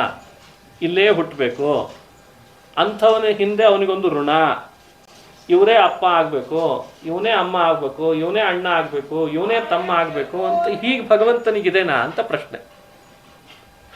ಈ ರಹಸ್ಯವನ್ನು ಅರ್ಥಕೊಂಡ್ರೆ ನಿನಗೆ ಮತ್ತೆ ನಾವು ಹುಟ್ಟಿಲ್ಲ ಅಂತ ಅನಿಸ್ತೀನಿ ಅಂತ ಕೃಷ್ಣ ಹೇಳ್ತಾನೆ ಭಗವದ್ಗೀತೆ. ಜನ್ಮ ಕರ್ಮ ಚ ಮೇ ದಿವ್ಯಂ. ನೋಡೋ ಅರ್ಜುನ, ನನ್ನ ಜನ್ಮದ ರಹಸ್ಯವನ್ನು ಅರ್ತಿ ಅಂತಾದರೆ ಪುನರ್ಜನ್ಮ, ನಿನಗೆ ಮತ್ತೆ ಜನ್ಮ ನಾನು ತರದೇ ಇರೋ ಹಾಗೆ ಮಾಡ್ತೇನೆ ಅಂತಂದಾನೆ. ಏನು ಹಾಗಂದ್ರೆ ಅರ್ಥ? ಅದು ಭಗವದ್ಗೀತೆಯ ಮಾತು, ಅದೆಲ್ಲ ಭಾಗವತದಲ್ಲಿ ವಿಸ್ತಾರಗೊಳ್ತದೆ. ಯಾಕೆಂದ್ರೆ ಮಹಾಭಾರತದ ಅರ್ಥ, ಭಾಗವತ ದಶಮಸ್ಕಂದ ಅಂದರೆ ಏನು ಅರ್ಥ ಅಂದರೆ ಇದೇ ಅರ್ಥ. ನಾನು ದೇವಕಿಯಲ್ಲಿ ಹುಡ್ತೇನೆ ಅಂಥೇಳಿ ದೇವಕಿಯ ಋಣ ನನಗಿದೆ ಅಂತ ತಿಳಿಬೇಡ. ನಾನು ವಸುದೇವನ ಮನೆಯಲ್ಲಿ ಹುಡ್ತೇನೆ, ವಸುದೇವನಿಗೂ ನನಗೂ ಒಂದು ಯಾವುದೋ ಋಣ ಸಂಬಂಧ ಇದೆ ಅಂತ ಹುಟ್ಟಿದೆ ಅಂತ ತಿಳಿಬೇಡ. ಈ ರಹಸ್ಯ ಅರ್ಥ ಮಾಡ್ಬೋದು. ಇದನ್ನು ತಿಳಿದ್ರೆ, ನನ್ನ ಜನ್ಮದ, ನನ್ನ ಅವತಾರದ ರಹಸ್ಯ ಇದನ್ನು ತಿಳಿದ್ರೆ ನಿನಗೇನು ಋಣ ಇದೆ ಅದನ್ನು ನಾನು ಪರಿಹಾರ ಮಾಡೋ ಜವಾಬ್ದಾರಿ ತಗೊಳ್ತೇನೆ ಅಂತಾನೆ ಭಗವಂತ. ಇದು ತತ್ವ. ನಾನು ಯಶೋದೆ ಮನೆಯಲ್ಲಿ ಬೆಳಿತೇನೆ, ನನ್ನ ಬೆಳವಣಿಗೆ ಹಿಂದೆ ಯಶೋದೆಗೂ ನನಗೂ ಏನೋ ಭಾರಿ ನಂಟಿಸ್ಟಿಕೆ ಇತ್ತು ಅಂತ ತಿಳಿಬೇಡ. ನಾನು ಅಸಂಗೋ ಹ್ಯಯಂ ಪುರುಷಃ, ನಾನು ಅಸಂಗನೇ. ಇದೇ ದೇವರಿಗೂ ನಮಗೂ ಇರುವ ಅಂತರ. ಅದಕ್ಕೆ ಬ್ರಹ್ಮದೇವರೇ ಪ್ರಾರ್ಥನೆ ಮಾಡಿದರು, ಭಗವಂತ ನೀನು ಇಲ್ಲೇ ಹುಟ್ಟಬೇಕು, ಅಲ್ಲಿದ ಮತ್ತೆ ಪುನಃ ನಂದಗೋಕುಲಕ್ಕೆ ಹೋಗಿ ಅಲ್ಲೇ ಬೆಳಿಬೇಕು, ಇಲ್ಲೇ ಹುಟ್ಟಬೇಕು, ಅಲ್ಲೇ ಬೆಳಿಬೇಕು ಅಂತ ಭಗವಂತನನ್ನು ಬ್ರಹ್ಮದೇವರು ಕೇಳ್ಕೊಳ್ಬೇಕಾಯ್ತಂತೆ. ಬ್ರಹ್ಮ ಕೇಳಿದ್ದಕ್ಕೆ ಅಲ್ಲಿ ಹುಟ್ಟಿದ್ದೇ ಹೊರತು ಅವನಿಗೆ ಋಣ ಇದೆ ಅಂತ ಭಾವಿಸಬಾರ್ದು ಅಂತ ಭಾಗವತ ಹೇಳ್ತದೆ. ಬ್ರಹ್ಮ ಕೇಳಬೇಕಾದ್ರೆ ಬ್ರಹ್ಮ ಕೇಳಲಿಕ್ಕಾದ್ರೂ ಕಾರಣ ಇರಬೇಕಲ್ಲ. ಬ್ರಹ್ಮನಿಗೇನಾದ್ರೂ ನಂಟಸ್ತಿಕೇನು ಹಾಗಾದ್ರೆ? ಅದನ್ನು ಭಾಗವತ ಸ್ಪಷ್ಟಪಡಿಸ್ತದೆ. ನೋಡಿ, ವಸುದೇವ ದೇವಕಿ ಹಿಂದೆ ಜನ್ಮಾಂತರದಲ್ಲಿ ಸುತಪ ಪೃಷ್ಣಿ ಅಂತ ಇಬ್ಬರಾಗಿದ್ರಂತೆ. ಅವರಿಬ್ಬರು ತಪಸ್ಸು ಮಾಡಿದರೆ ಭಗವಂತನನ್ನೇ ಪ್ರಕಟೀಕರಿಸ್ಕೊಂಡ್ರು ಪ್ರತ್ಯಕ್ಷ. ಅತಿಶಯಿತವಾದ ಶ್ರದ್ಧೆ ಆ ದಂಪತಿಗಳಿಗೆ, ಸುತಪ ಮತ್ತು ಪೃಷ್ಣಿಯರಿಗೆ. ಭಗವಂತ ಕೇಳ್ದ, ಏನು ಬೇಕು ನಿಮಗೆ ಅಂತ. ನೀನು ಮಗನಾಗಿ ಬಂದರೆ ಸಾಕು ಅಂದ್ರಂತೆ. ಮಗನಾಗಿ ಬಾ ಅಂದರೆ ಭಗವಂತ ಅಂತಾನೆ, ತಪಸ್ಸು ಭಾಳ ದೊಡ್ಡದಿದೆ, ಒಂದು ಬಾರಿ ಮಗನಾಗಿ ಬಂದರೆ ಮುಗಿಯಲ್ಲ ಇದು. ನನ್ನ ಕೆಲಸ ತಪಸ್ಸಿಗೆ ತಕ್ಕಂತೆ ಫಲ ಕೊಡೋದು. ಇದು ಎರಡನೇ ತತ್ವ. ಈಗ ನಮಗೇನು ಅನ್ನಿಸ್ತಿರ್ತದೆ, ಎಷ್ಟು ದೇವರ ಸ್ಮರಣೆ ಮಾಡಿದ್ದೀವಿ, ದೇವರ ಸೇವೆ ಮಾಡಿದ್ದೀವಿ, ಪಾರಾಯಣ ಮಾಡಿದ್ದೀವಿ, ಇನ್ನೂ ಯಾಕೋ ದೇವ್ರ ಕಣ್ಣು ತೆಗಿತಿಲ್ಲ ನಮ್ಮ ಮೇಲೆ ಅಂತ ನಮ್ಮದು ವಾದ. ಇದು ನಮ್ಮ ವಾದ ಇದೇನೋ ಇಲ್ಲೋ? ಮೊನ್ನೆ ಯಾರೋ ಒಬ್ಬ ಕೇಳಿದ, ಇನ್ನೂ ಯಾಕೋ ದೇವ್ರು ನಮ್ಮ ಬಗ್ಗೆ ಕಣ್ಣು ತೆಗಿತಾ ಇಲ್ಲ, ಕಣ್ಣು ತೆಗಿತಾ ಇಲ್ಲ. ನಾನು ಕೇಳಿದೆ, ದೇವ್ರ ಕಣ್ಣು ತೆಗೆದಿದ್ರೆ ನೀನು ಯಾವಾಗ ಕಣ್ಣು ತೆಗಿತಿದ್ಯಪ್ಪ? ಭಗವಂತನಿಗೂ ನಮಗೂ ಇರುವ ಅಪೂರ್ವ ಸಂಬಂಧವನ್ನ, ನಮಗೆ ಸಿಗದೇ ಇರೋ ಫಲವನ್ನು ಯುಕ್ತಿಯಾಗಿ ಇಟ್ಟುಕೊಂಡು ತರ್ಕದಿಂದ ಅವನು ಯಾಕೋ ಕಣ್ಣು ತೆಗಿತಿಲ್ಲ ಅಂತ ನಾವು ಅದನ್ನ ನೇರ ಆಪಾದನೆ ಮಾಡ್ತೇವೆ. ಇವತ್ತು ಇದನ್ನೇ ರಿವರ್ಸ್ ದೇವ್ರ ಆಪಾದನೆ ಮಾಡಿದ್ರೆ, ಒಂದ್ಸಲಿ ಆಯ್ತಪ್ಪ ನಾ ಕಣ್ಣು ತೆಗೆದು ನಿನಗೆ ಬೇಕಾದದ್ದು ಕೊಟ್ಟೆ, ನೀ ನನಗೇನು ಮಾಡ್ತಿ ಹೇಳು ಅಂತ ಏನಾದರೂ ಅಪ್ಪಿ ತಪ್ಪಿ ದೇವರೇನಾದರೂ ಆಪಾದನೆ ಮಾಡಿದರೆ, ಪೂರ್ಣನಾದ ಆಪ್ತ ಕಾಮಸ್ಯ ಕಾಸ್ಪೃಹ ಅಂತ ಉಪನಿಷತ್ ಹೇಳ್ತದೆ. ಅಂಥ ಘನ ವ್ಯಕ್ತಿತ್ವ ಶ್ರೀಹರಿ ನಮ್ಮನ್ನೇನಾದರೂ ಪ್ರಶ್ನೆ ಮಾಡಿದರೆ ಏನರ್ಥ? ಮತ್ತು ನಾವು ಉತ್ತರ ಕೊಡ್ತೇವೆ ಅಂತಂದ ಮೊನ್ನೆ ಒಬ್ಬ ವ್ಯಕ್ತಿ ಹೀಗೆ ಮಾತನಾಡ್ತಾ, ಏನು ಉತ್ತರ ಕೊಡ್ತೀವಿ? ನಿನ್ನ ಕೆಲಸನೇ ಅದಕ್ಕೆ ಕೊಡು ಅಂತಂದಂತೆ.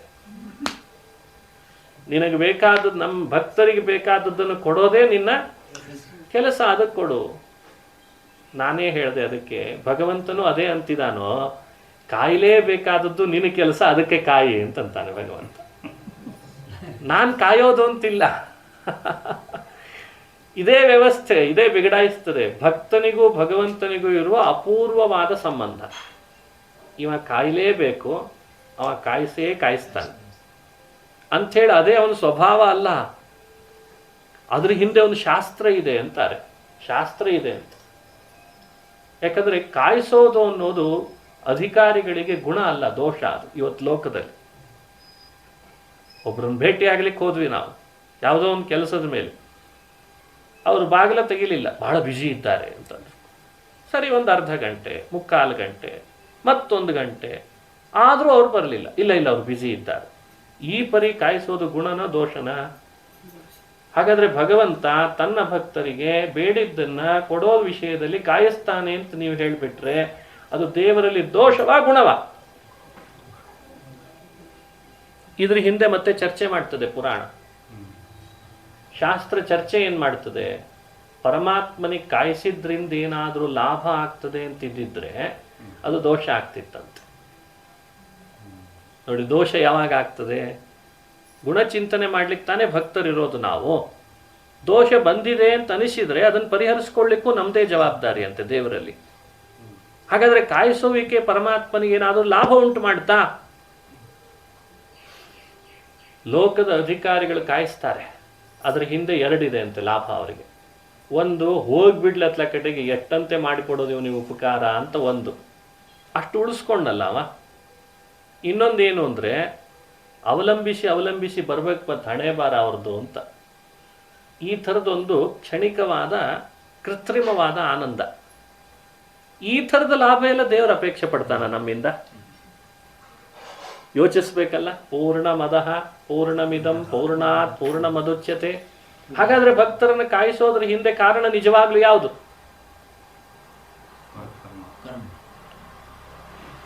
ಎಲ್ಲವನ್ನೂ ಕರ್ಮದ ಮೇಲೆ ಹಾಕಿದರೆ ಕರ್ಮ ಜಡವಾಗಿದೆ ಅಲ್ವೇ? ಜಡಕ್ಕೇನಂಥ ಶಕ್ತಿ ಇದೆ?